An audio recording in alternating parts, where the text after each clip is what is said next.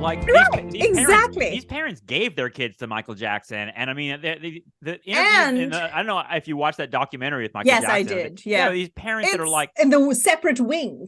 Yeah. He's in And the they're like, East Wing. Michael Jackson came to our house in the middle of the night and slept in our kid's bed when he was 14 years old. And we just thought it was cool that Michael Jackson was at our house. And you're like, what the fuck is wrong What the with fuck you? is wrong with you, but right? the celebrity, Polanski is the same, right? It's like the celebrity thing. People, I mean, I live close to LA. I've been around Hollywood my whole life. People will fucking defile themselves in any imaginable way to get close to a celebrity. Absolutely. And apparently, including pimping out their children to be fucked by that celebrity. Yeah. And not only that, there's a part in the trial where the lawyer or someone asked her, so when you went into the room, what did you see? And she describes all these pills, Quaaludes and so on a table.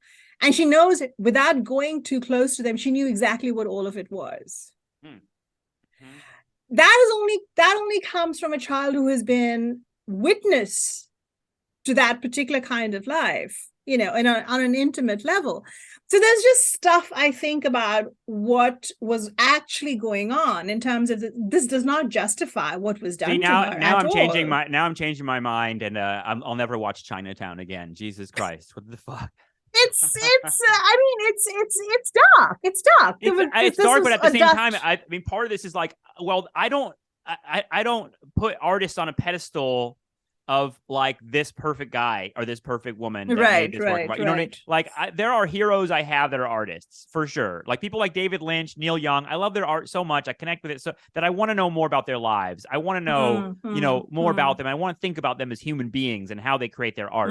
There are others though. It's like Roman Polanski made Chinatown. Fuck off, Roman Polanski. Thanks for making this. I want Chinatown. I don't need you. But part of it, I think you're right though. I'm kind of like getting away with something there because part of Polanski's, I have to believe that, and I do believe that Polanski's life experiences, and that includes all the nasty shit along with all the horrible historical victimhood that he experienced. All of it's there, like, I mean, we're talking about Chinatown being a story about incest and rape and children and evil men and power and them being able to get away with it. It's like, how could you not connect that to Polanski's mindset, especially after fucking his wife is butchered in Los Angeles? Him coming back to make Chinatown is, as I understand it, the first time he came back to LA. Yes. And was convinced he never ever want to step foot in Hollywood again, but he came back to make Chinatown. Then I can't really separate the art from the artist because this is Polanski's vision in some ways.